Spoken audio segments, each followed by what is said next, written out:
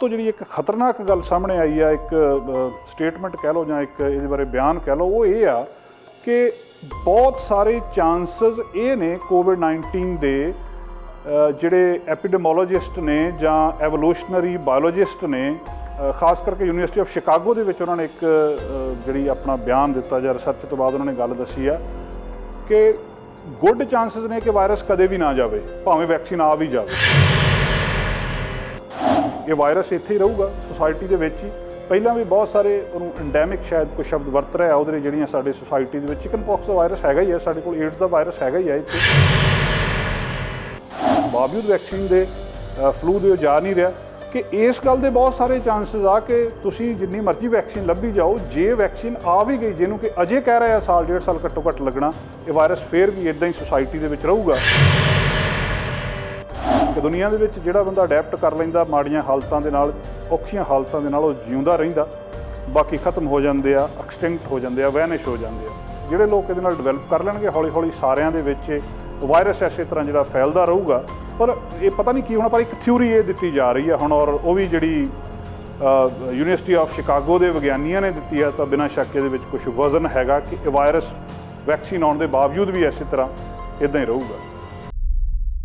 Channel Punjabi ਤੇ global Punjab ਦੇਖ ਰਹੇ ਦਰਸ਼ਕਾਂ ਦਾ ਪ੍ਰੋਗਰਾਮ ਫਰੰਟ ਲਾਈਨ ਵਿੱਚ ਬਹੁਤ-ਬਹੁਤ ਸਵਾਗਤ। ਦੋਸਤੋ, ਹਾਜ਼ਰ ਹਾਂ ਅੱਜ ਦੀਆਂ ਕੁਝ ਖਬਰਾਂ, ਉਹਨਾਂ ਤੋਂ ਬਾਅਦ ਡਾਕਟਰ ਪ੍ਰਗਟ ਸਿੰਘ ਪੁਰਜੀ ਹੁਣਾਂ ਨਾਲ ਗੱਲਬਾਤ। ਅੱਜ ਦੀਆਂ ਖਬਰਾਂ ਦੇ ਵਿੱਚ ਕੈਨੇਡਾ ਦੀਆਂ ਖਬਰਾਂ ਦੇ ਵਿੱਚ ਪ੍ਰਮੁੱਖ ਖਬਰ ਇੱਕ ਜਿਹੜੀ ਖਾਸ ਤੌਰ 'ਤੇ ਅੱਜ ਦੇਖੀ ਜਾ ਰਹੀ ਆ, CHMC ਨੇ ਇੱਕ ਸਟੇਟਮੈਂਟ ਦਿੱਤੀ ਹੈ, ਜਿਹੜਾ ਕਿ Canadian housing and mortgage corporation ਜਿਹੜਾ ਇੱਕ ਅਦਾਰਾ ਆ, ਉਹਨੇ ਇੱਕ ਅੱਜ ਗੱਲ ਕਹੀ ਆ ਕਿ BC ਦੇ ਵਿੱਚ ਘਰਾਂ ਦੀਆਂ ਕੀਮਤਾਂ ਆਉਣ ਵਾਲੇ ਦਿਨਾਂ ਦੇ ਵਿੱਚ ਐਵਰੇਜ ਇੱਕ ਘਰ ਦੇ ਪਿੱਛੇ $1 ਲੱਖ ਤੱਕ ਘਟ ਸਕਦੀਆਂ।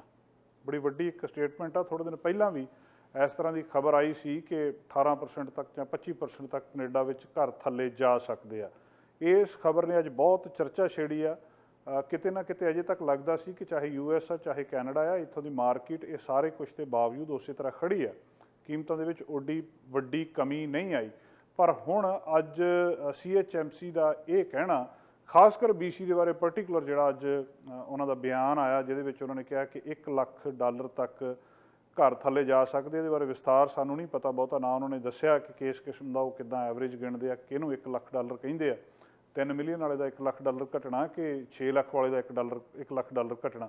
ਪਰ ਇੱਕ ਗੱਲ ਉਹਨਾਂ ਨੇ ਪੱਕੀ ਕਹਿ ਦਿੱਤੀ ਹੈ ਕਿ 2022 ਤੱਕ ਇਹ ਮਾਰਕੀਟ ਉੱਪਰ ਨਹੀਂ ਜਾਣੀ, ਇਹ ਇਸੇ ਤਰ੍ਹਾਂ ਥੱਲੇ ਰਹੂਗੀ।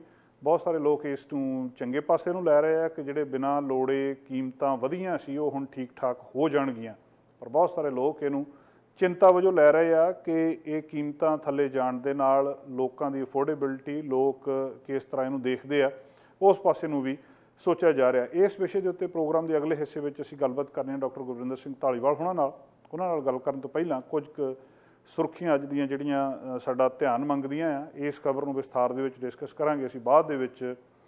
ਕੀ ਘਰਾਂ ਦੀ ਮਾਰਕੀਟ ਆ, ਕਿੱਥੇ ਖੜੀ ਆ ਇਸ ਵੇਲੇ, ਕੀ ਸੀਨ ਆ, ਆਉਣ ਵਾਲੇ 2-3 ਸਾਲਾਂ ਦੇ ਵਿੱਚ ਕੀ ਬਣੂਗਾ। ਪ੍ਰਮੁੱਖ ਖਬਰਾਂ ਦੇ ਵਿੱਚੋਂ ਦੋਸਤੋ, ਦੁਨੀਆ ਦੇ ਵਿੱਚ ਕੋਵਿਡ-19 ਇਸ ਵੇਲੇ ਬਹੁਤ ਸਾਰੇ ਹਿੱਸਿਆਂ ਦੇ ਵਿੱਚ ਕਾਬੂ 'ਚ ਆ ਰਿਹਾ। ਅਮਰੀਕਾ ਦੇ ਵਿੱਚ ਭਾਵੇਂ ਇਹ ਕਾਬੂ ਦੇ ਵਿੱਚ ਆ ਗਿਆ, ਪਰ 1 ਲੱਖ ਤੋਂ ਜ਼ਿਆਦਾ ਮੌਤਾਂ ਹੋ ਚੁੱਕੀਆਂ, ਅੰਕੜਾ 1 ਲੱਖ ਨੂੰ ਪਾਰ ਕਰ ਚੁੱਕਿਆ, ਜਿਹਦੇ ਬਾਰੇ ਬਹੁਤ ਸਾਰੀਆਂ ਪਹਿਲਾਂ ਪ੍ਰੈਡਿਕਸ਼ਨ ਕੀਤੀਆਂ ਜਾਂਦੀਆਂ ਸੀ ਕਿ ਗਿਣਤੀ ਲੱਖ ਤੋਂ ਥੱਲੇ ਰਹੂਗੀ ਜਾਂ ਟੱਪੂਗੀ, ਪਰ ਬਦਕਿਸਮਤੀ ਨਾਲ ਇਹ ਗਿਣਤੀ ਲੱਖ ਨੂੰ ਕ੍ਰੋਸ ਕਰ ਗਈ। ਅਜੇ ਵੀ ਇਹ ਰੁਕਣ ਦਾ ਨਾਂ ਨਹੀਂ ਲੈ ਰਿਹਾ।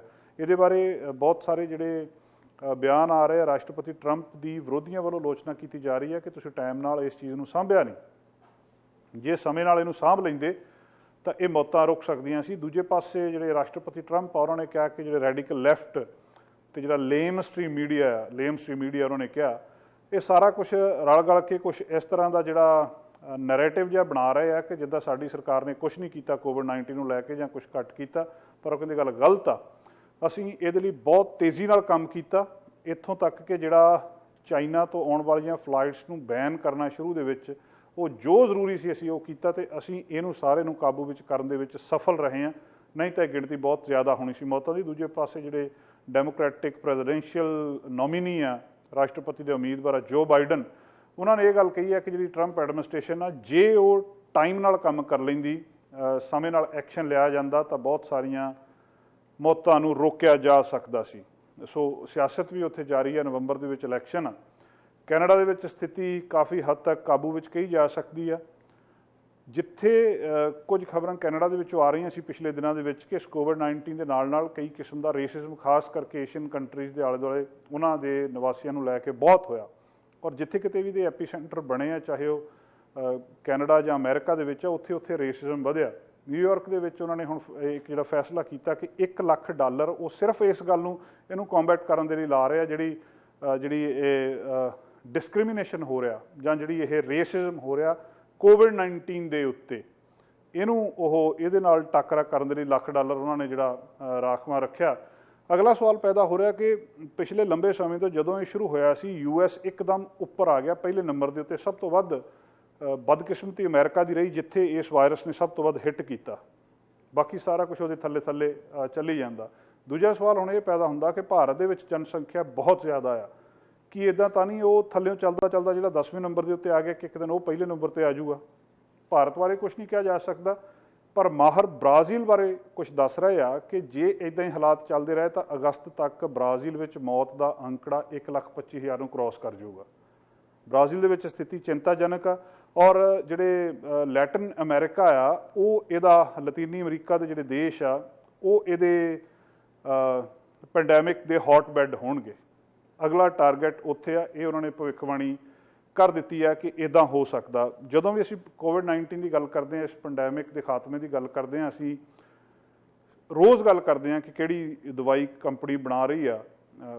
ਕੱਲ੍ਹ ਵੀ ਆਪਾਂ ਗੱਲ ਕਰ ਰਹੇ ਸੀ ਕਿ ਪਹਿਲਾਂ 100 ਕੰਪਨੀ ਸੀ, ਹੁਣ 200-250 ਕੰਪਨੀ ਇਸ ਦੌੜ ਦੇ ਵਿੱਚ ਅੱਗੇ ਲੱਗੀ ਆ ਵੀ ਕਿਸੇ ਤਰ੍ਹਾਂ ਦਵਾਈ ਉਹਨਾਂ ਨੂੰ ਲੱਭ ਪਵੇ। ਦੁਨੀਆ ਦੀ ਜਾਨ ਬਚ ਜਾਵੇ, ਇਸ ਗੱਲ ਦੀ ਵੀ ਉਹਨਾਂ ਨੂੰ ਚਿੰਤਾ ਹੋ ਸਕਦੀ ਆ, ਪਰ ਸਭ ਤੋਂ ਵੱਡੀ ਉਹਨਾਂ ਦੀ ਚਿੰਤਾ ਇਹ ਆ ਕਿ ਮੁਨਾਫਾ ਉਹਨਾਂ ਦੇ ਹੱਥ ਵਿੱਚ ਆ ਜਾਵੇ, ਪਹਿਲਾਂ ਜਿਹੜੀ ਇਹਦੀ ਵੈਕਸੀਨ ਆ ਉਹਨਾਂ ਨੂੰ ਲੱਭ ਜਾਵੇ। ਪਰ ਕੁਛ ਪੋਲਸ ਦੱਸਦੀਆਂ ਨੇ ਕਿ ਬਹੁਤ ਸਾਰੇ ਲੋਕ ਇਸ ਗੱਲ ਨੂੰ ਲੈ ਕੇ ਵੰਡੇ ਨੇ ਕਿ ਜੇ ਵੈਕਸੀਨ ਆ ਵੀ ਗਈ ਤਾਂ ਅਸੀਂ ਲਵਾਉਣੀ ਨਹੀਂ। ਅਮਰੀਕਾ ਦੇ ਵਿੱਚ ਇੱਕ ਸਰਵੇ ਹੋਇਆ, ਉਹਦੇ ਵਿੱਚ ਉਹਨਾਂ ਨੇ ਦੱਸਿਆ ਕਿ ਜਿਹੜੇ 49% ਲੋਕ ਆ ਉਹ ਤਾਂ ਕਹਿੰਦੇ ਆ ਕਿ ਅਸੀਂ ਵੈਕਸੀਨ ਜਿਹੜੀ ਲਵਾ ਲਾਂਗੇ।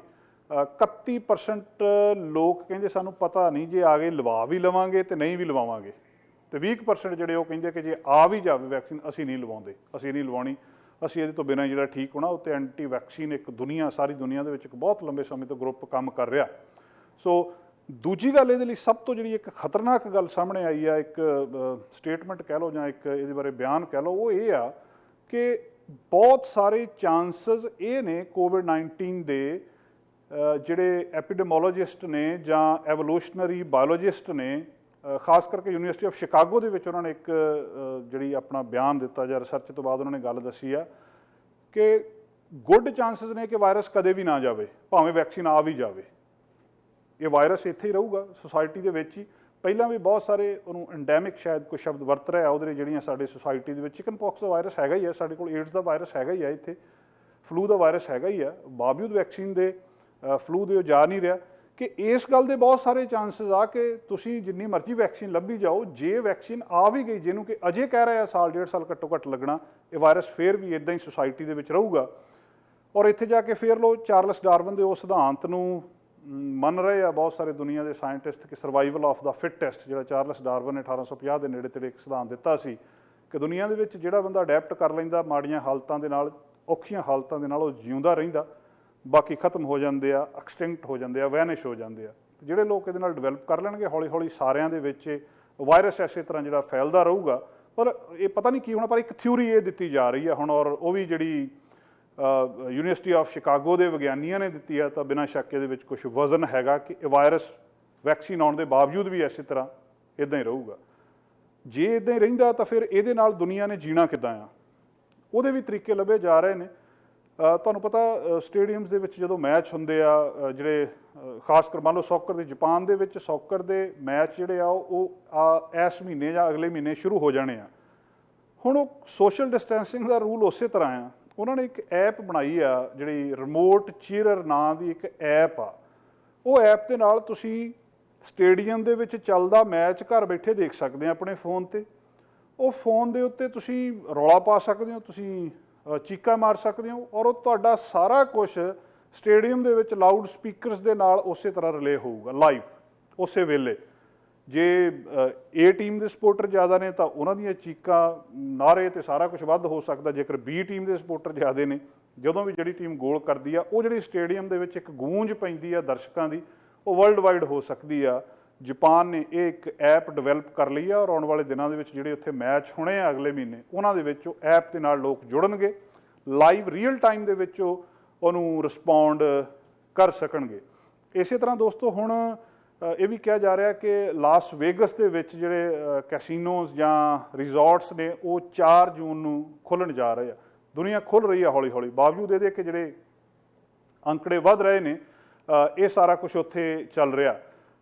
ਫਰਾਂਸ ਦੇ ਵਿੱਚ 3500 ਮੀਲ ਲੰਬੀ ਉਹਨਾਂ ਦੀ ਬੀਚ ਆ, ਔਰ ਬਹੁਤ ਸੋਹਣਾ ਉਹਦਾ ਮਾਹੌਲ ਹੁੰਦਾ, ਲੋਕ ਉੱਥੇ ਬੈਠਦੇ ਆ। ਜਦੋਂ ਅਸੀਂ ਗੱਲ ਕਰ ਰਹੇ ਹਾਂ ਵੀ ਵਾਇਰਸ ਇੱਥੇ ਹੀ ਰਹਿਣਾ, ਜਾਣਾ ਨਹੀਂ, ਪ੍ਰਬੰਧ ਉਹਨਾਂ ਨੇ ਵੀ ਕਰ ਲਿਆ। ਉਹਨਾਂ ਨੇ ਜਿਹੜੀਆਂ ਕੁਝ ਡੰਡੇ ਤੇ ਰੱਸੀਆਂ ਲਾ ਕੇ ਉਹ ਬਣਾ ਲਿਆ, ਏਰੀਏ ਵੰਡ ਦਿੱਤੇ ਆ ਉੱਥੇ 6-6 ਫੁੱਟ ਦੇ ਡਿਸਟੈਂਸ ਤੇ, ਸਟੇਕਸ ਤੇ ਰੋਪਸ ਲੈ ਕੇ ਉਹਨਾਂ ਨੇ ਇੱਦਾਂ ਉਹਦਾ ਬਣਾ ਲਿਆ ਵੀ ਤੁਸੀਂ ਬੀਚ ਦੇ ਉੱਤੇ ਇਹ ਰੇਤਾ ਦੇ ਉੱਤੇ ਲੰਮੇ ਪਾਓ, ਪਰ ਐਸ ਆਹ ਤੁਹਾਡਾ ਆ, ਆਹ ਦੂਜੇ ਦਾ ਆ, ਆਹ ਦੂਜੇ ਦਾ ਆ।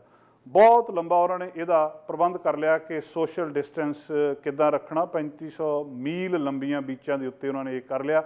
ਔਰ ਡਿਜ਼ਨੀ ਨੇ ਵੀ ਆਪਣਾ ਜਿਹੜਾ ਪਲਾਨ ਰੀਓਪਨਿੰਗ ਦਾ ਦੱਸ ਦਿੱਤਾ ਆ। ਜਿਹੜੇ ਉਹਨਾਂ ਦੇ ਫਲੋਰੀਡਾ ਦੇ 4 ਥੀਮ ਪਾਰਕ ਨੇ, ਉਹ ਜੁਲਾਈ ਦੇ ਵਿੱਚ ਖੁੱਲ੍ਹ ਜਾਣਗੇ, ਪਰ ਉੱਥੇ ਮਾਸਕ ਪਾਉਣਾ ਪਊਗਾ, ਟੈਂਪਰੇਚਰ ਤੁਹਾਡਾ ਦੇਖਣਾ ਪਊਗਾ, ਛੋਟੀ ਭੀੜ ਹੋਊਗੀ, ਸੋਸ਼ਲ ਡਿਸਟੈਂਸਿੰਗ ਰੱਖੀ ਜਾਊਗੀ। ਆਖਰੀ ਇੱਕ ਜਿਹੜੀ ਖਬਰ ਹੋਰ ਸਾਡਾ ਧਿਆਨ ਮੰਗਦੀ ਆ, ਜਿੱਥੇ ਕਿਉਂਕਿ ਇਸ ਕੋਵਿਡ-19 ਨੇ ਜੀਵਨ ਦੇ ਹਰ ਖੇਤਰ ਨੂੰ ਪ੍ਰਭਾਵਿਤ ਕੀਤਾ ਤੇ ਫਿਲਮਾਂ ਵੀ ਇਹਦੇ ਤੋਂ ਬਚ ਨਹੀਂ ਸਕੀਆਂ। ਹੋ ਸਕਦਾ ਬਹੁਤ ਸਾਰੀਆਂ ਫਿਲਮਾਂ ਆਈਆਂ ਹੋਣ, ਪਰ ਰਾਮ ਗੋਪਾਲ ਵਰਮਾ ਬਹੁਤ ਵੱਡਾ ਇੱਕ ਨਾਂ ਫਿਲਮ ਮੇਕਰ, ਉਹਨੇ ਕਰੋਨਾ ਵਾਇਰਸ ਨਾਂ ਦੀ ਫਿਲਮ ਬਣਾਈ ਆ। ਅੱਜ ਉਹਦਾ ਟ੍ਰੇਲਰ ਪਹਿਲੀ ਵਾਰ ਉਹਨਾਂ ਨੇ ਦਿਖਾਇਆ, ਰਿਲੀਜ਼ ਕੀਤਾ, ਔਰ ਇਸ ਗੱਲ ਦਾ ਦਾਅਵਾ ਕੀਤਾ ਉਹਨਾਂ ਨੇ ਕਿ ਸਾਰੀ ਦੀ ਸਾਰੀ ਫਿਲਮ ਲੋਕਡਾਊਨ ਦੇ ਵਿੱਚ ਸ਼ੂਟ ਕੀਤੀ ਗਈ ਆ। ਔਰ ਉਹ ਦਾਅਵਾ ਕਰਦੇ ਨੇ ਕਿ ਇਹ ਦੁਨੀਆ ਦੀ ਕਰੋਨਾ ਵਾਇਰਸ ਉੱਪਰ ਬਣੀ ਪਹਿਲੀ ਫਿਲਮ ਆ ਜਿਹਦੇ ਵਿੱਚ ਇੱਕ ਫਿਕਸ਼ਨ ਆ, ਘਰ ਦੀ ਕਹਾਣੀ ਆ। ਤੁਸੀਂ 4 ਮਿੰਟ ਦਾ ਜੋ ਟ੍ਰੇਲਰ ਵੇਖੋ, ਔਰ ਇਹ ਤੇਲਗੂ ਦੇ ਵਿੱਚ ਫਿਲਮ ਆ, ਹਿੰਦੀ ਦੇ ਵਿੱਚ ਨਹੀਂ, ਤੇਲਗੂ ਦੇ ਵਿੱਚ ਫਿਲਮ ਆ। ਉਹ ਕਹਿੰਦਾ ਜਦੋਂ ਰਾਮ ਗੋਪਾਲ ਵਰਮਾ ਨੇ ਕਿਹਾ ਵੀ ਲੋਕ ਜਦੋਂ ਘਰ 'ਚ ਰੋਟੀਆਂ ਬਣਾ ਰਹੇ ਸੀ ਜਾਂ ਖਾਣਾ ਬਣਾ ਰਹੇ ਸੀ, ਕੱਪੜੇ ਸੁਕਾ ਰਹੇ ਸੀ ਜਾਂ ਹੋਰ ਇੱਦਾਂ ਦੇ ਕੰਮ ਕਰਦੇ ਸੀ, ਮੈਂ ਉਸ ਵੇਲੇ ਇੱਕ ਫਿਲਮ ਬਣਾ ਦਿੱਤੀ ਜਿਹੜੀ ਕਿ ਦੁਨੀਆ ਦੀ ਪਹਿਲੀ ਕਰੋਨਾ ਵਾਇਰਸ ਦੇ ਉੱਤੇ ਬਣੀ ਤੇਲਗੂ ਫਿਲਮ ਆ। ਸ਼੍ਰੀਕਾਂਤ ਅਯੰਗਰ ਇਸ ਫਿਲਮ ਦੇ ਉੱਤੇ ਉਹਦੇ ਉੱਤੇ ਪਿਕਚਰਾਈਜ਼ ਕੀਤੀ ਗਈ ਆ। ਔਰ ਅਗਸਤਯ ਮੰਜੂ ਇਹਦਾ ਡਾਇਰੈਕਟਰ ਆ, ਬਹੁਤ ਫੇਮਸ ਤੇਲਗੂ ਫਿਲਮਾਂ ਦਾ ਉਹ ਅਗਸਤਯ ਮੰਜੂ ਡਾਇਰੈਕਟਰ, ਉਹਨੇ ਇਸ ਫਿਲਮ ਨੂੰ ਡਾਇਰੈਕਟ ਕੀਤਾ ਹੈ। ਹੌਰਰ ਫਿਲਮ ਨਹੀਂ ਆ, ਪਰ ਲੋਕਡਾਊਨ ਦੇ ਵਿੱਚ ਇੱਕ ਘਰ ਦੇ ਵਿੱਚ ਬੈਠੇ ਕੁਝ ਲੋਕ ਫਸੇ ਕਿਸ ਤਰ੍ਹਾਂ ਮਹਿਸੂਸ ਕਰਦੇ ਨੇ, ਜੇਕਰ ਇੱਕ ਨੂੰ ਮੈਂਬਰ ਨੂੰ ਖੰਘ ਆ ਰਹੀ ਆ, ਉਹਦੇ ਨਾਲ ਫਿਰ ਰਵੱਈਆ ਕਿਸ ਤਰ੍ਹਾਂ ਦਾ ਆ, ਉਹਦੇ ਟ੍ਰੇਲਰ ਤੋਂ ਇੰਨੀ ਕੁ ਗੱਲ ਸਾਹਮਣੇ ਆਉਂਦੀ ਹੈ। ਅਸੀਂ ਦੋਸਤੋ ਵਾਪਸ ਪਹਿਲੀ ਖਬਰ ਵੱਲ ਪਰਤਦੇ ਹਾਂ ਕਿ ਕੈਨੇਡਾ ਦੇ ਵਿੱਚ ਜਿਹੜਾ ਹਾਊਸਿੰਗ ਮਾਰਕੀਟ ਨੂੰ ਲੈ ਕੇ ਅੱਜ ਫਿਰ ਖਬਰ ਆਈ ਹੈ ਕਿ BC ਦੇ ਵਿੱਚ ਘਰਾਂ ਦੀ ਕੀਮਤ ਹਰ ਘਰ ਲਈ $1 ਲੱਖ ਤੱਕ ਘਟ ਸਕਦੀ ਹੈ। ਅਸੀਂ ਪ੍ਰੋਗਰਾਮ ਵਿੱਚ ਡਾਕਟਰ ਗੁਰਵਿੰਦਰ ਸਿੰਘ ਧਾਲੀਵਾਲ ਹੋਣਾ ਦੇ ਨਾਲ ਗੱਲਬਾਤ ਕਰਦੇ ਹਾਂ ਇਸ ਮੁੱਦੇ ਦੇ ਉੱਤੇ। ਡਾਕਟਰ ਸਾਹਿਬ ਬਹੁਤ ਬਹੁਤ ਸਵਾਗਤ ਹੈ ਜੀ, ਜੀ ਆਇਆਂ ਨੂੰ। ਧੰਨਵਾਦ ਜੀ ਜਸਕਰਨ ਜੀ, ਤੁਹਾਡਾ ਤੇ ਸਮੂਹ ਦਰਸ਼ਕਾਂ ਦਾ ਹਾਰਦਿਕ ਧੰਨਵਾਦ ਜੀ। ਡਾਕਟਰ ਸਾਹਿਬ ਸਾਨੂੰ ਦੱਸੋਗੇ ਇੱਕ ਜਿਹੜੀ ਖਬਰ ਆ ਰਹੀ ਹੈ ਅੱਜ, ਕਿ ਆਪਾਂ ਥੋੜੇ ਦਿਨ ਪਹਿਲਾਂ ਵੀ ਇਸ ਮੁੱਦੇ ਦੇ ਉੱਤੇ ਗੱਲਬਾਤ ਕੀਤੀ ਸੀ, ਪਰ ਹੁਣ ਇੱਕ ਪ੍ਰੈਡਿਕਸ਼ਨ ਆਈ ਹੈ ਕਿ $1 ਲੱਖ ਤੱਕ ਘਰਾਂ ਦੀ ਕੀਮਤ ਘਟ ਸਕਦੀ ਹੈ ਔਰ 2022 ਤੱਕ ਮਾਰਕੀਟ ਉੱਪਰ ਨਹੀਂ ਜਾਣੀ। ਕੀ ਲੱਗਦਾ ਜੀ ਤੁਹਾਨੂੰ? ਜਿਹੜੀ ਇਹ ਕੈਨੇਡੀਅਨ ਏਜੰਸੀਜ਼ ਨੇ ਇਹ ਖਬਰ ਦਿੱਤੀ ਹੈ, ਖਾਸ ਤੌਰ ਤੇ ਮੌਰਗੇਜ ਤੇ ਹਾਊਸਿੰਗ ਕਾਰਪੋਰੇਸ਼ਨ ਦੇ ਵੱਲੋਂ, ਇਹ ਮਹੱਤਵਪੂਰਨ ਖਬਰ ਹੈ, ਵਿਚਾਰਨ ਵਾਲੀ ਹੈ ਤੇ ਤੁਸੀਂ ਵਧਾਈ ਦੇ ਪਾਤਰ ਹੋ, ਇਸ 'ਤੇ ਲਗਾਤਾਰ ਗੱਲਬਾਤ ਕਰ ਰਹੇ ਹੋ। ਪਰ ਇਸ ਖਬਰ ਨੂੰ ਸਮਝਣ ਤੋਂ ਪਹਿਲਾਂ ਥੋੜ੍ਹਾ ਜਿਹਾ ਦੇਖਣਾ ਪੈਣਾ ਕਿ ਇਹਦਾ ਜਿਹੜਾ ਪਹਿਲੀ ਗੱਲ ਤਾਂ ਜਿਹੜਾ ਪ੍ਰਸੰਗ ਕਰੋਨਾ ਦਾ ਚੱਲ ਰਿਹਾ ਜੀ, ਉਹ ਕੁਝ ਵੀ ਹੈ ਜੀਵਨ ਦਾ ਹਿੱਸਾ, ਉਹ ਸਾਰਿਆਂ ਨੂੰ ਪ੍ਰਭਾਵਿਤ ਕਰ ਰਿਹਾ। ਤੁਸੀਂ ਪਹਿਲਾਂ ਜ਼ਿਕਰ ਕਰ ਰਹੇ ਸੀ, ਚਾਹੇ ਫਿਲਮਾਂ ਕਰ ਰਹੇ ਸੀ ਜਾਂ ਘੁੰਮਣ ਫਿਰਨ ਲੋਕਾਂ ਨੇ ਜਾਣਾ, ਦੁਨੀਆ ਦਾ ਕੋਈ ਵੀ ਕੋਨਾ ਇਸ ਤੋਂ ਪ੍ਰਭਾਵਿਤ ਹੋਏ ਬਿਨਾਂ ਰਹਿ ਹੀ ਨਹੀਂ ਸਕਿਆ, ਤੇ ਫਿਰ ਇਹ ਸੁਭਾਵਿਕ ਹੈ ਕਿ ਇਸ ਦਾ ਅਸਰ ਹੋਏਗਾ। ਪਰ ਅਸਰ ਕਿਵੇਂ ਹੋਏਗਾ ਇਹ ਗੱਲ ਵੇਖਣ ਵਾਲੀ ਹੈ। ਹੁਣ ਜਿਹੜੀ ਇਹ ਰਿਪੋਰਟ ਹੈ, ਇਸ ਤੋਂ ਪਹਿਲਾਂ ਵੀ ਬਹੁਤ ਸਾਰੀਆਂ ਰਿਪੋਰਟਸ ਆਈਆਂ, ਇਸ ਰਿਪੋਰਟ ਦੇ ਵਿੱਚ ਉਹਨਾਂ ਨੇ ਇਸ ਗੱਲ 'ਤੇ ਜ਼ੋਰ ਦਿੱਤਾ ਹੈ ਕਿ 1 ਲੱਖ ਦੀ ਕੀਮਤ ਜਿਹੜੀ ਹੈ ਘਰਾਂ ਦੀ ਘਟੇਗੀ, ਜਿਹੜੀ ਕਿ ਹੁਣ ਤੋਂ ਕੁਝ ਸਮਾਂ ਬਾਅਦ ਸ਼ੁਰੂ ਹੋ ਕੇ 2021 ਦੇ ਦਰਮਿਆਨ ਤੱਕ ਜਿਹੜਾ ਹੈ ਇਸ ਦਾ ਪ੍ਰਭਾਵ ਰਹੇਗਾ। ਫਿਰ ਨਾਲ ਇਹ ਵੀ ਕਹਿ ਦਿੱਤਾ ਕਿ ਉਸ ਤੋਂ ਮਗਰੋਂ 2022 ਤੋਂ ਜਿਹੜਾ ਅਗਾਂਹ ਜਿਹੜਾ ਚੱਲਣਾ ਮਾਰਕੀਟ ਨੇ ਉੱਠਣਾ, ਇਹ ਵੀ ਹੈ। ਦੇਖੋ ਕਮਾਲ ਦੀ ਗੱਲ ਇਹ ਹੈ ਕਿ ਦਲੀਲ ਕਿਸ ਕਿਸਮ ਦੀ ਹੈ ਕਿ ਪਹਿਲਾਂ ਨਿਵਾਣ ਤੇ ਫਿਰ ਇਹਦਾ ਮਤਲਬ ਇਹਦਾ ਮਤਲਬ ਕੁੱਲ ਮਿਲਾ ਕੇ ਉਹ ਗੱਲ ਨੂੰ ਮੰਨਦੇ ਨੇ ਕਿ ਜਿਹੜਾ ਇਹ ਬੁਨਿਆਦੀ ਜ਼ਿੰਦਗੀ ਦੀਆਂ ਲੋੜਾਂ ਨੇ ਇਹ ਕਿਤੇ ਨਾ ਕਿਤੇ ਸਥਿਰ ਰਹਿਣਗੀਆਂ। ਪਰ ਹੁਣ ਜਿਹੜੀ ਮਾਰਕੀਟ ਘਟਣੀ ਹੈ ਉਹਦੇ ਬਾਰੇ ਨੁਕਤਾ ਹੈ। ਹੁਣ ਦੇਖੋ ਅਸੀਂ ਦੇਖਦੇ ਹਾਂ, ਅਸੀਂ ਮਿਡਲ ਕਲਾਸ ਫੈਮਲੀਜ਼ ਦੇ ਵਿੱਚੋਂ ਗੁਜ਼ਰਦੇ ਹਾਂ, ਰੋਜ਼ ਆਏ ਦਿਨ ਆਪਣੀ ਜ਼ਿੰਦਗੀ ਦਾ ਇਹ ਆਧਾਰ ਹੈ। ਹੁਣ ਜਿਹੜੇ ਪ੍ਰਾਂਤ ਦੇ ਵਿੱਚ ਜਿੱਥੇ ਲੋਕ ਆਮ ਮਿਡਲ ਰੇਖਾ ਤੋਂ ਥੱਲੇ ਰਹਿੰਦੇ ਨੇ, ਉਹਨਾਂ ਦੇ ਵਾਸਤੇ ਕੀਮਤਾਂ ਕਿੰਨੀਆਂ ਘਟਣਗੀਆਂ, ਸਵਾਲ ਇਹ ਹੈ। ਬਿਲਕੁਲ ਬਿਲਕੁਲ। ਸਵਾਲ ਇਹ ਨਹੀਂ ਕਿ ਜਿਹੜਾ 3 ਜਾਂ 4 ਮਿਲੀਅਨ ਵਾਲਾ ਉਹਨੂੰ $1,00,000 ਘਟ ਵੀ ਜਾਏ ਕੀ ਫਰਕ ਹੈ। ਪਹਿਲਾਂ ਹੀ 1.5 2 ਮਿਲੀਅਨ ਉਹ ਕੀਮਤਾਂ ਉੱਤੇ ਗਈਆਂ। ਇਹ ਅੱਜ ਤੋਂ ਨਹੀਂ, ਵਰਤਾਰਾ ਤਾਂ ਕਈ ਸਾਲਾਂ ਤੋਂ ਹੋ ਰਿਹਾ।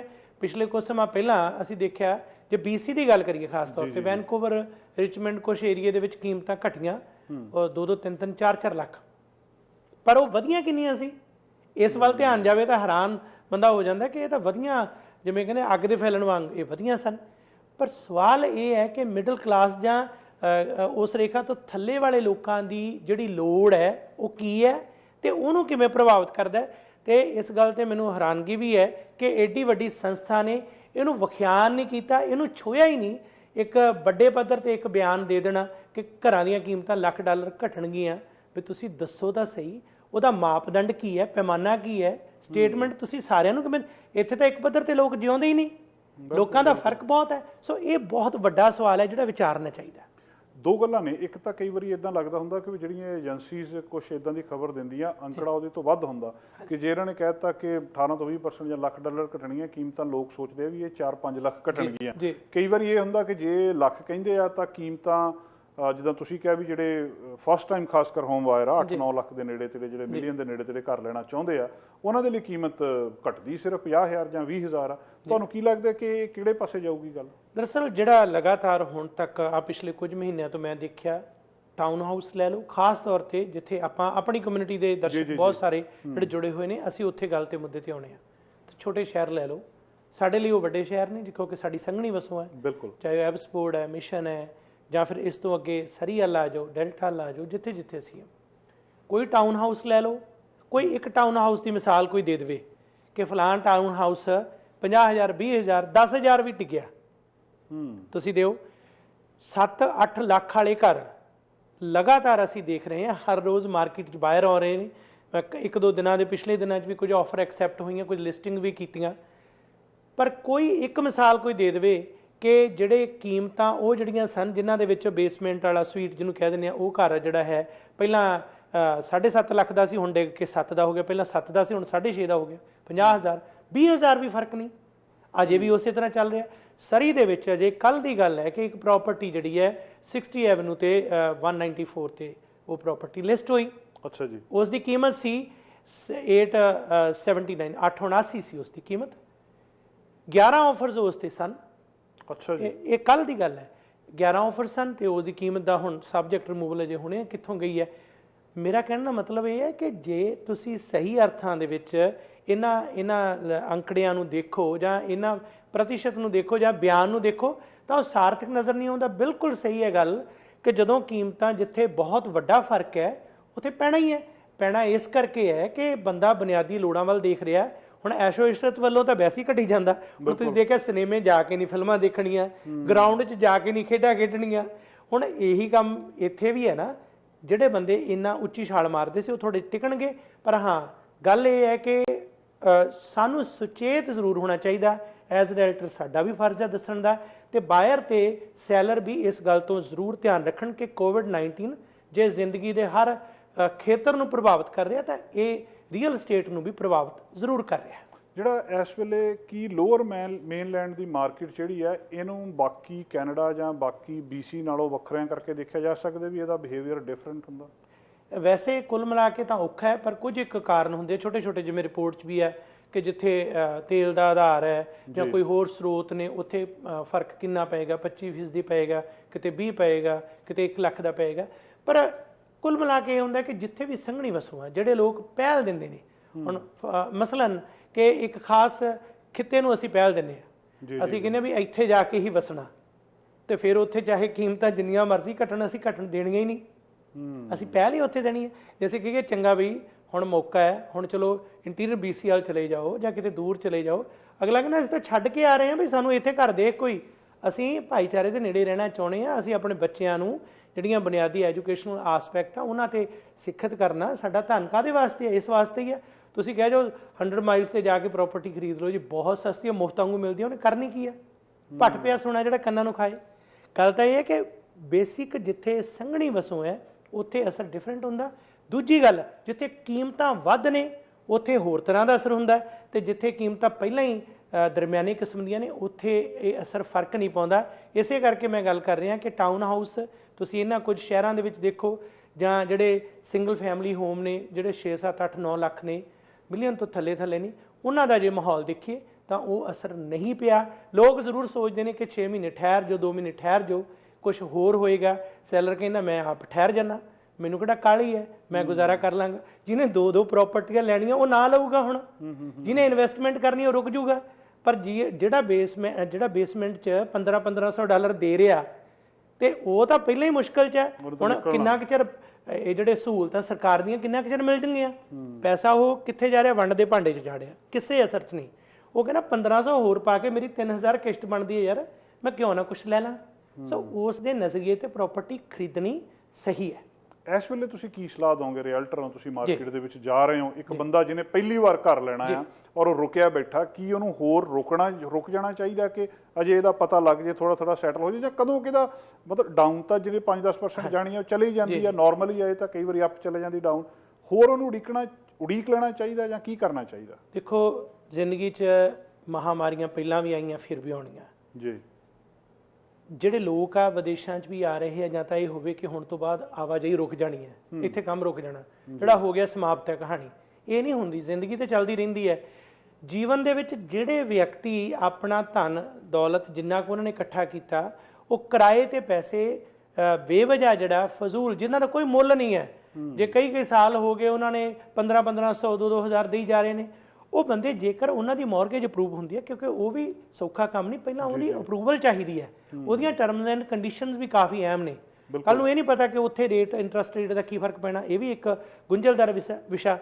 ਸੋ ਉਹਨਾਂ ਲੋਕਾਂ ਨੂੰ ਜੇਕਰ ਉਹ ਆਪਣੇ ਕਿਰਾਏ ਤੇ ਬੈਠੇ ਹੋਏ ਕੋਈ ਛੋਟਾ ਆਪਣਾ ਬੁਨਿਆਦੀ ਤੌਰ ਤੇ ਕੋਈ ਆਸਰਾ ਲੱਭਦੇ ਨੇ, ਤੇ ਉਹਨਾਂ ਨੂੰ ਸਹੀ ਫੈਸਲਾ ਇਹ ਹੈ ਕਿ ਉਹਨਾਂ ਨੂੰ ਆਪਣੀ ਪ੍ਰਾਪਰਟੀ ਖਰੀਦਣੀ ਚਾਹੀਦੀ। ਪਰ ਜਿਹੜੇ ਵੱਡੀਆਂ ਪ੍ਰਾਪਰਟੀਜ਼ ਦੀ ਦੌੜ ਦੇ ਵਿੱਚ ਸ਼ਾਮਲ ਨੇ, ਜਿਨ੍ਹਾਂ ਨੇ ਆਪਣਾ ਖਰਚਾ ਇਸ ਤਰ੍ਹਾਂ ਦਾ ਰੱਖਿਆ ਕਿ ਮੈਂ ਇੰਨੀ ਕਮਾਈ ਕਰਨੀ ਹੈ, ਉਹਨਾਂ ਨੂੰ ਥੋੜ੍ਹਾ ਸਬਰ ਤੋਂ ਕੰਮ ਲੈਣਾ ਚਾਹੀਦਾ, ਕਿਉਂਕਿ ਇਹ ਦੌਰ ਇਹਨਾਂ ਕਮਾਈਆਂ ਦਾ ਨਹੀਂ, ਪਰ ਬੁਨਿਆਦੀ ਲੋੜਾਂ ਜਿਹੜੀਆਂ ਨੇ ਉਹ ਨਹੀਂ ਰੁਕਣੀਆਂ। ਤੇ ਮੈਨੂੰ ਲੱਗਦਾ ਹੈ ਕਿ ਇਹ ਰਿਪੋਰਟ ਜਿਹੜੀ ਹੈ, ਜੇ ਇਹਦੇ 'ਚ ਬਿਆਨ ਕੀਤਾ ਹੁੰਦਾ ਨਾ ਕਿ ਟਾਊਨ ਹਾਊਸ ਜਿਹੜੇ ਨੇ BC ਦੇ ਵਿੱਚੋਂ ਇਹਨਾਂ ਏਰੀਏ ਜਿਹੜੇ 4 ਲੱਖ ਦੇ ਨੇ ਉਹ 3.5 ਦੇ ਆਉਣਗੇ, ਫਿਰ ਸਵਾਦ ਸੀ।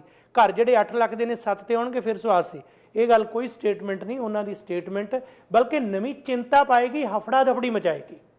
ਜੀ ਡਾਕਟਰ ਸਾਹਿਬ, ਆਖਰ ਦੇ ਵਿੱਚ ਕੋਈ ਟਿਪ, ਕੋਈ ਨੁਕਤਾ ਸਾਡੇ ਦਰਸ਼ਕਾਂ ਨੂੰ ਜਾਂਦੇ ਰੀਅਲ ਸਟੇਟ ਦੇ ਸੰਬੰਧੀ? ਤੁਹਾਡਾ ਬੜਾ ਲੰਬਾ ਚੌੜਾ ਤਜਰਬਾ ਔਰ ਤੁਸੀਂ ਇੱਥੇ ਵਿਚਰਦੇ ਹੋ ਇਸੇ ਫੀਲਡ ਦੇ ਵਿੱਚ, ਕੋਈ ਸਲਾਹ ਸਾਡੇ ਦਰਸ਼ਕਾਂ ਨੂੰ? ਜੀ, ਸਭ ਤੋਂ ਵੱਡੀ ਗੱਲ ਤਾਂ ਇਹ ਹੈ ਕਿ ਹਰ ਕੰਮ ਠਰਮੇ ਤੋਂ ਲਓ, ਵਿਚਾਰ ਕੇ ਲਓ। ਜੇਕਰ ਜੇ ਕਿਸੇ ਵੀ ਗੱਲ ਦੀ ਚਰਚਾ ਚੱਲਦੀ ਹੈ, ਉਹਦੇ ਤੇ ਬੜੇ ਸੰਤੋਖੀ ਤੇ ਸਬਰ ਦੇ ਨਾਲ ਵਿਚਾਰ ਲਓ। ਹਾਂ, ਦੁਨੀਆ 'ਚ ਨਾ ਤਾਂ ਘਰ ਬਣਨੇ ਬੰਦ ਹੋਣੇ ਨੇ, ਨਾ ਖਰੀਦਣੇ ਤੇ ਵੇਚਣੇ ਬੰਦ ਹੋਣੇ ਨੇ, ਪਰ ਕਦਮ ਜਿਹੜਾ ਸੰਭਲ ਕੇ ਚੱਕੋ। ਤੁਸੀਂ ਅਖੀਰ 'ਚ ਆਪਣੇ ਜ਼ਿੰਮੇਵਾਰ ਆਪ ਹੋ। ਪਰ ਹਾਂ, ਇਹ ਗੱਲ ਜੇ ਕੋਈ ਡਰਾਉਣ ਧਮਕਾਉਣ ਜਾਂ ਕਿਸੇ ਤਰ੍ਹਾਂ ਗੁੰਮਰਾਹ ਕਰਨ ਵਾਲੀ ਕੋਈ ਵੀ ਸਟੇਟਮੈਂਟ ਆਉਂਦੀ ਹੈ, ਉਹਦੇ ਵੀ ਪ੍ਰੋ ਤੇ ਕੌਨਸ ਦੋਨੇ ਦੇਖੋ। ਅੰਤਮ ਫੈਸਲਾ ਇਹ ਹੋਏ ਕਿ ਤੁਹਾਡੀ ਜ਼ਿੰਦਗੀ ਨੂੰ ਸਹੂਲਤ ਮਿਲੇ, ਸੌਖੀ ਸਾਮੀ ਪੱਧਰੀ ਜ਼ਿੰਦਗੀ ਅਸੀਂ ਬਸਰ ਕਰੀਏ। ਇਹੀ ਮੇਰਾ ਆਖਰੀ ਸੁਨੇਹਾ ਜੀ। ਡਾਕਟਰ ਸਾਹਿਬ, ਬਹੁਤ ਸ਼ੁਕਰੀਆ ਜੀ, ਮਿਹਰਬਾਨੀ, ਤੁਸੀਂ ਸਾਡੇ ਲਈ ਸਮਾਂ ਕੱਢਿਆ, ਸਾਡੇ ਨਾਲ ਗੱਲਬਾਤ ਕੀਤੀ, ਬਹੁਤ ਧੰਨਵਾਦ ਜੀ। ਆਪ ਜੀ ਦਾ ਤੇ ਸਮੂਹ ਦਰਸ਼ਕਾਂ ਦਾ ਧੰਨਵਾਦ ਜੀ। ਧੰਨਵਾਦ ਜੀ।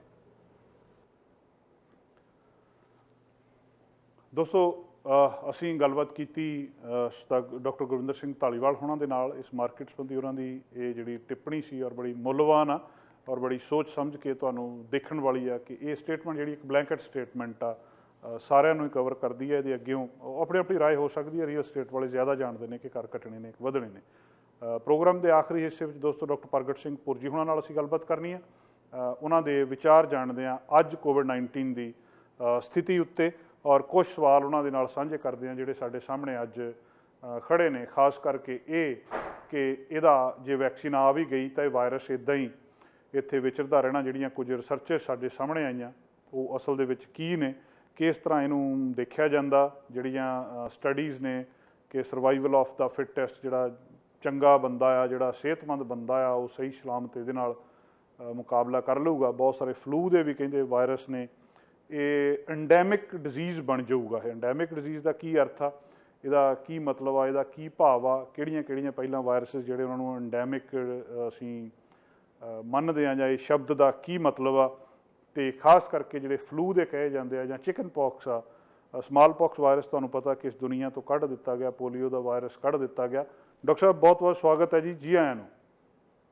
ਬਹੁਤ ਬਹੁਤ ਧੰਨਵਾਦ ਜਸਕਰਨ ਜੀ ਤੇ ਸਾਰੇ ਦੇਖਣ ਵਾਲਿਆਂ ਨੂੰ ਪਿਆਰ ਭਰੀ ਸਤਿ ਸ੍ਰੀ ਅਕਾਲ, ਨਮਸਤੇ, ਸਲਾਮ, ਆਦਾਬ, ਵਾਹਿਗੁਰੂ ਜੀ ਕਾ ਖਾਲਸਾ, ਵਾਹਿਗੁਰੂ ਜੀ ਕੀ ਫਤਿਹ। ਵਾਹਿਗੁਰੂ ਜੀ ਕੀ ਫਤਿਹ ਜੀ।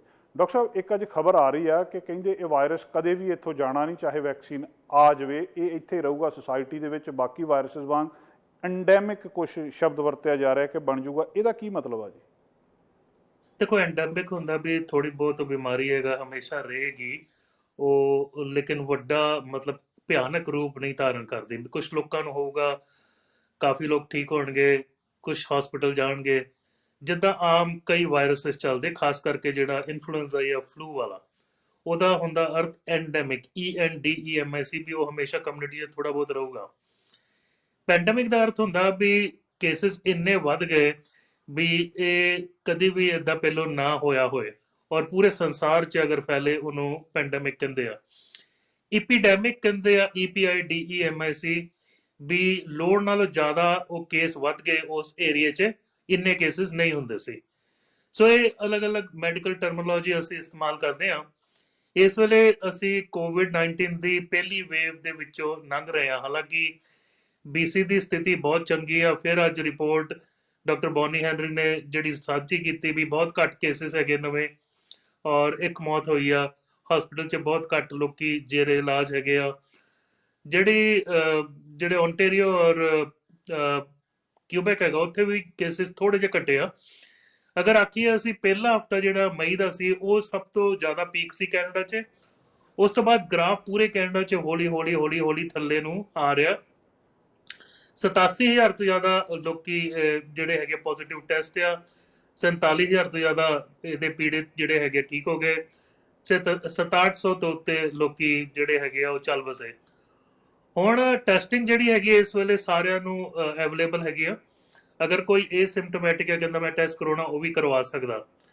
ਲੇਕਿਨ ਹੈਰਾਨੀ ਵਾਲੀ ਗੱਲ ਜਸਕਰਨ ਜੀ ਇਹ ਹੈ ਵੀ ਕੱਲ ਨੈਸ਼ਨਲ ਪੋਸਟ ਨੇ ਇੱਕ ਸਟੱਡੀ ਸਾਂਝੀ ਕੀਤੀ, ਜਿਹੜੀ ਉਹਨਾਂ ਨੇ ਫੋਨ ਇੰਟਰਵਿਊ ਕੀਤੇ ਸੀ 1500 ਕੈਨੇਡੀਅਨ ਤੇ ਕਰੀਬਨ 1000 ਅਮਰੀਕਨ, ਤੇ ਉਹਦੇ ਵਿੱਚ ਉਹਨਾਂ ਨੇ ਪੁੱਛਿਆ ਤੇ ਉਹਨਾਂ ਨੂੰ ਸਟੱਡੀ ਤੇ ਪਤਾ ਲੱਗਿਆ ਵੀ ਐਵਰੇਜ ਤੌਰ ਦੇ ਉੱਤੇ 6% ਜਿਹੜਾ ਕੈਨੇਡਾ ਦਾ ਆਵਾਮ ਆ, ਉਹ ਇਹ ਸੋਚਦਾ ਵੀ ਉਹਨਾਂ ਨੂੰ ਕੋਵਿਡ ਹੋ ਚੁੱਕਿਆ ਜਾਂ ਇਸ ਵੇਲੇ ਹੈਗਾ, ਲੇਕਿਨ ਉਹਨਾਂ ਨੇ ਟੈਸਟਿੰਗ ਨਹੀਂ ਕਰਾਉਣੀ। ਹੁਣ ਤੁਹਾਨੂੰ ਪਤਾ ਮੁੱਢਲੇ ਦਿਨਾਂ 'ਚ ਜਦੋਂ ਜਿਹਨੂੰ ਕੋਵਿਡ ਮਾੜਾ ਮੋਟਾ ਹੁੰਦਾ ਸੀ, ਅਗਰ ਉਹ ਠੀਕ ਸੀ ਤੇ ਉਹਦੀ ਟੈਸਟ ਨਹੀਂ ਹੁੰਦੀ ਸੀ, ਉਹਨੂੰ ਘਰ ਭੇਜ ਦਿੱਤਾ ਜਾਂਦਾ ਸੀ ਵੀ ਤੈਨੂੰ ਕੋਈ ਕੰਪਲਿਕੇਸ਼ਨ ਆਏਗੀ ਤੇ ਤੂੰ ਆ ਜਾਈ। ਜਿਹੜੇ ਹਸਪੀਟਲ ਦੇ ਵਿੱਚ ਰੋਗ ਜ਼ਿਆਦਾ ਮਤਲਬ ਗ੍ਰਸਤ ਸਨ, ਜਿਨ੍ਹਾਂ ਨੂੰ ਐਡਮਿਟ ਕਰਨਾ ਸੀ, ICU 'ਚ ਭੇਜਣਾ ਸੀ, ਜਾਂ ਜਿਹੜੇ ਫਰੰਟ ਲਾਈਨ ਵਰਕਰ ਸੀ, ਰੈਸੀਡੈਂਸ਼ੀਅਲ ਕੇਅਰ ਹੋਮ ਵਾਲੇ, ਜਿਹੜੇ ਐਟ ਰਿਸਕ ਪੋਪੂਲੇਸ਼ਨ ਸੀ, ਉਹਦੀ ਟੈਸਟਿੰਗ ਜ਼ਿਆਦਾ ਹੁੰਦੀ ਸੀ। ਔਰ ਟੈਸਟਿੰਗ ਕਿਟਸ ਵੀ ਇੰਨੇ ਉਦੋਂ ਅਵੇਲੇਬਲ ਨਹੀਂ ਸਨ। ਹੁਣ ਟੈਸਟਿੰਗ ਕਿਟਸ ਵੀ ਅਵੇਲੇਬਲ ਹੈਗੀ ਆ। ਇਹ ਟੈਸਟਿੰਗ ਸਾਰਿਆਂ ਦੇ ਲਈ ਖੋਲ ਦਿੱਤੀ ਗਈ ਆ। ਹੁਣ ਉਹ ਜਿਹੜੇ 6% ਲੋਕ ਆ, ਉਹ ਕਹਿੰਦੇ ਅਸੀਂ ਟੈਸਟ ਨਹੀਂ ਕਰਾਉਣਾ। ਅਗਰ ਤੁਸੀਂ 37 ਮਿਲੀਅਨ ਦੀ ਆਬਾਦੀ ਤੇ ਚੱਲੋ ਤੇ 2 ਮਿਲੀਅਨ ਤੋਂ ਜ਼ਿਆਦਾ ਲੋਕ ਉਹ ਹੋ ਜਾਂਦੇ ਆ।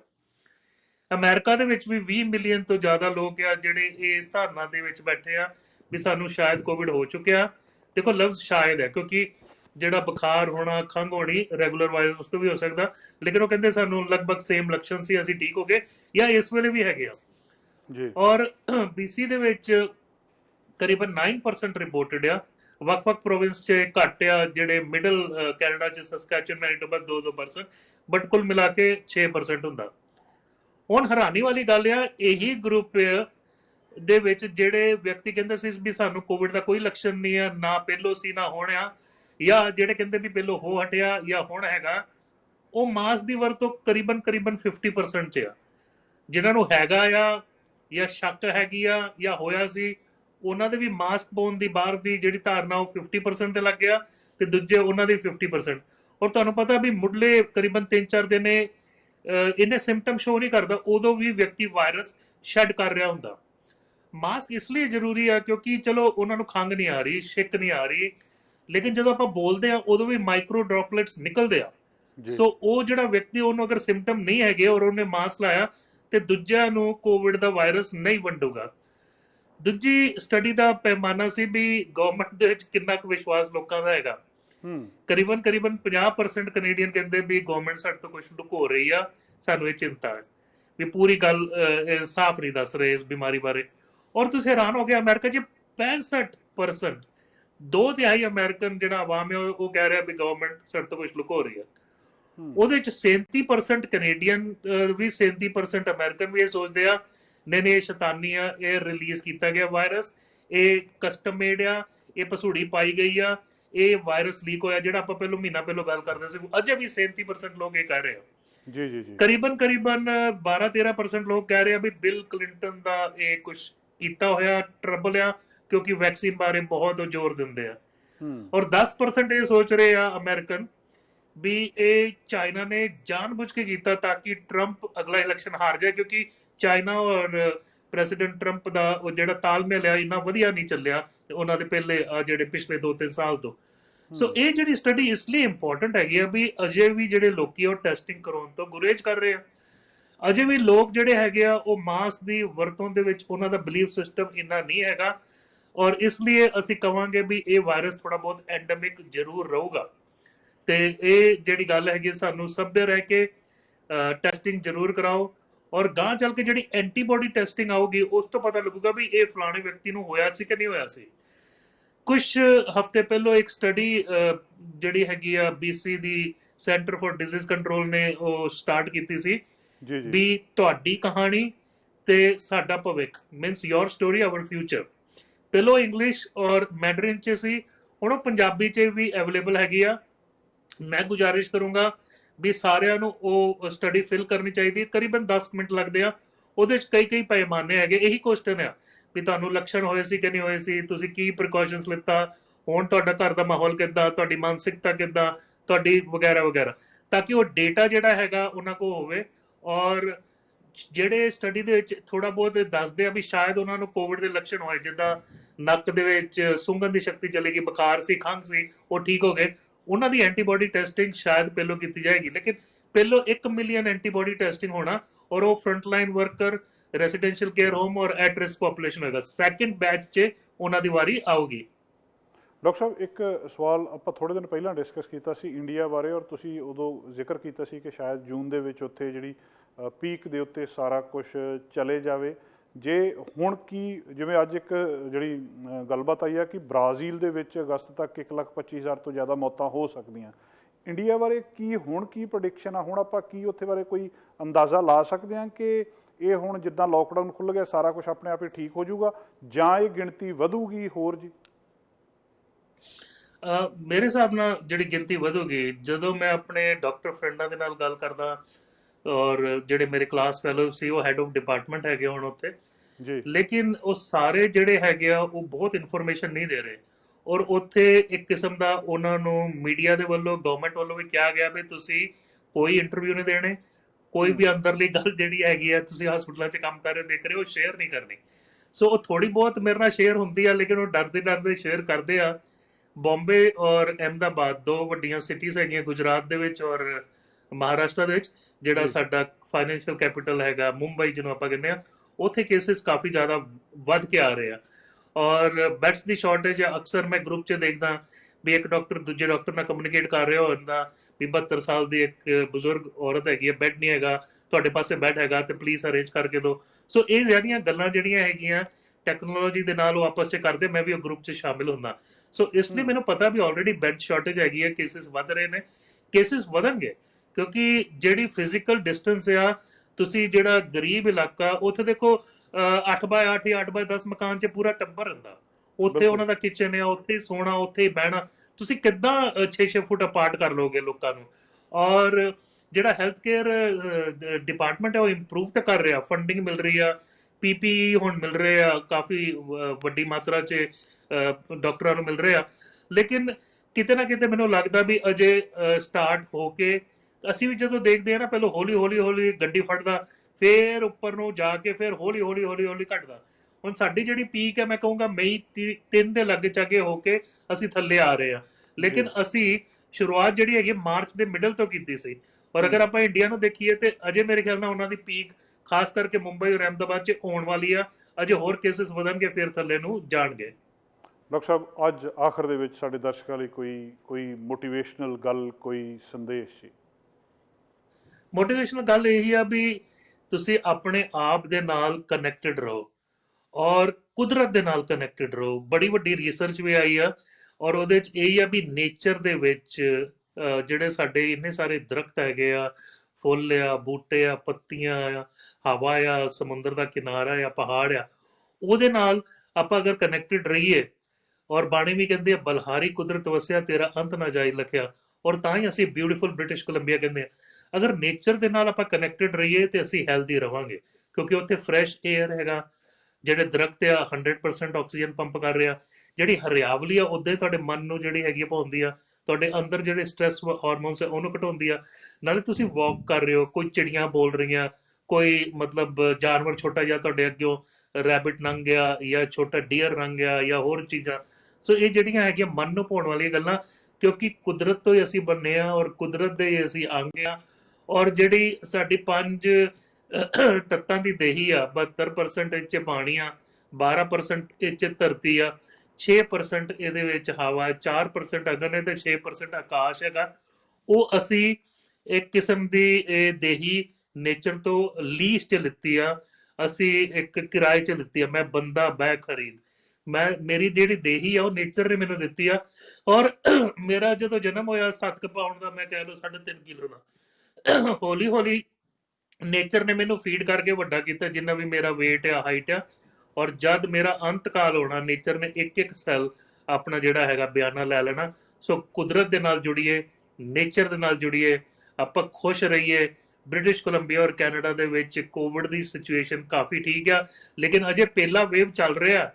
ਸੈਕਿੰਡ ਵੇਵ ਦੀ ਹੋਣ ਦੀ ਸੰਭਾਵਨਾ ਡਾਕਟਰ ਬੋਨੀ ਹੈਨਰੀ ਕਹਿੰਦੇ ਆ ਵੀ ਆਉਣ ਵਾਲੇ ਸਮੇਂ 'ਚ ਆਏਗੀ। ਜਦੋਂ ਆਏਗੀ ਦੇਖਾਂਗੇ, ਲੇਕਿਨ ਸੱਭੇ ਰਹੀਏ। ਔਰ ਅਸੀਂ ਬਹੁਤ ਸੋਹਣਾ ਪਰਫਾਰਮ ਕਰ ਰਹੇ ਹਾਂ, ਤੁਸੀਂ ਬਹੁਤ ਸੋਹਣੀ ਲੋਕਾਂ ਨੂੰ ਸੇਧ ਦੇ ਰਹੇ ਹੋ।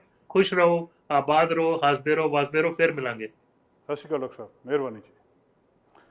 ਦੋਸਤੋ, ਇਸ ਸਨ ਡਾਕਟਰ ਪ੍ਰਗਟ ਸਿੰਘ ਪੁਰ ਜੀ। ਇਹਨਾਂ ਦੇ ਨਾਲ ਅਸੀਂ ਰੋਜ਼ਾਨਾ ਗੱਲਬਾਤ ਕਰਦੇ ਹਾਂ ਔਰ ਸਾਨੂੰ ਬਹੁਤ ਚੰਗੀ ਜਾਣਕਾਰੀ ਦਿੰਦੇ ਨੇ, ਅਪਡੇਟ ਦਿੰਦੇ ਨੇ। ਅੱਜ ਦਾ ਪ੍ਰੋਗਰਾਮ ਇੱਥੇ ਸਮਾਪਤ ਕਰਦੇ ਹਾਂ। ਕੱਲ੍ਹ ਫਿਰ ਹਾਜ਼ਰ ਹੋਵਾਂਗੇ ਕੁਝ ਖਾਸ ਗੱਲਾਂ ਬਾਤਾਂ ਨਾਲ। ਐਡਮਿੰਟਨ ਸਟੂਡੀਓ ਤੋਂ ਸਰਦਾਰ ਕੁਲਵੀਰ ਸਿੰਘ ਸੰਘਾ ਖਾਸ ਤੌਰ 'ਤੇ ਸਾਡੇ ਨਾਲ ਹਾਜ਼ਰ ਹੋਣਗੇ। ਅਲਬਰਟਾ ਤੇ ਐਡਮਿੰਟਨ ਦੀਆਂ ਖਬਰਾਂ ਲੈ ਕੇ ਪ੍ਰੋਗਰਾਮ ਦੇ ਦੂਜੇ ਹਿੱਸੇ ਵਿੱਚ ਡਾਕਟਰ ਪ੍ਰਗਟ ਸਿੰਘ ਪੁਰ ਜੀ ਫਿਰ ਸਾਡਾ ਸਾਥ ਦੇਣਗੇ। ਅਲਵਿਦਾ ਦੋਸਤੋ। ਸਾਡਾ ਹਰ ਇੱਕ ਪ੍ਰੋਗਰਾਮ ਦੇਖਣ ਤੇ ਸਾਡੇ ਨਾਲ ਜੁੜਨ ਲਈ ਸਬਸਕ੍ਰਾਈਬ ਕਰੋ ਚੈਨਲ ਪੰਜਾਬੀ ਤੇ ਨੋਟੀਫਿਕੇਸ਼ਨ ਲਈ ਬੈਲ ਆਈਕਨ ਵਾਲੇ ਬਟਨ ਤੇ ਕਲਿੱਕ ਕਰੋ।